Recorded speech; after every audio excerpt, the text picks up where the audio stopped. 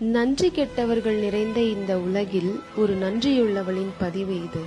கோவணம் மட்டும் கட்டி கொண்டிருந்தவனின் பேரன் இன்று அரசு அலுவலகத்தில் அதிகாரி. வயலில் நாற்று நட்டவளின் மகள் இன்று மருத்துவக் கல்லூரி மாணவி. மழைக்கு ஒழுகும் குடிசையில் பிறந்தவள் இன்று பெரிய சிவில் இன்ஜினியர். சாக்கடை அள்ளியவளின் வீட்டு பிள்ளை இன்று நகராட்சி ஆணையர்.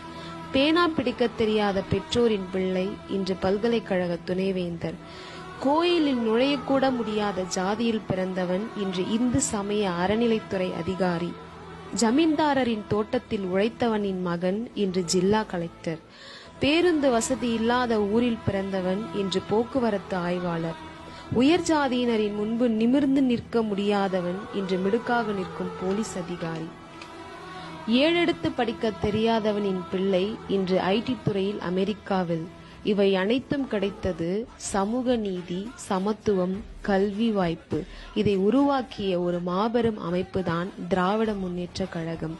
நன்றி என்ற உணர்வு இருக்கும் வரை தலைவர் கலைஞர் வாழ்வார். வெல்லட்டும் திராவிட